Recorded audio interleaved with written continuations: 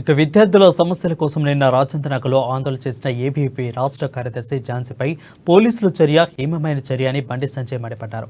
బైక్పై వెళ్తున్న మహిళా కానిస్టేబుల్ యువతి చుట్టు పట్టుకుని లాగి ఈడ్చుకెళ్లడం చాలా బాధాకరమని అన్నారు. రాష్ట్ర డీజీపీ వెంటనే స్పందించి అమ్మాయిపై దాడి చేసిన పోలీసులపై చర్యలు తీసుకోవాలని డిమాండ్ చేశారు.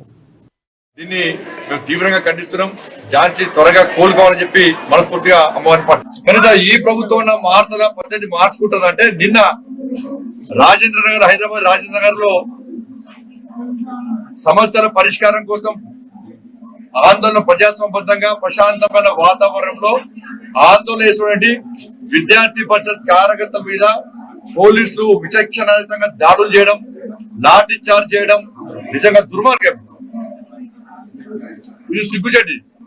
ఏబీవీపీ రాష్ట్ర కార్యదర్శి అయినటువంటి సోదరి ఝాన్సీని పట్టుకోవడానికి ఇద్దరు కానిస్టేబుల్ అక్కడ ఒక బైక్ ఆపి ఒక స్కూటీని ఆపి ఆ స్కూటీని తీసుకుపోయి ఝాన్సీ రాష్ట్ర కార్యదర్శి ఝాన్సీ గారిని వెంటాడి ఆమె జుట్టు పట్టి ఇంకా లాగితే ఇవాళ ఇంజురీస్ అయ్యి ఇలా హాస్పిటల్లో అడ్మిట్ అయిందంటే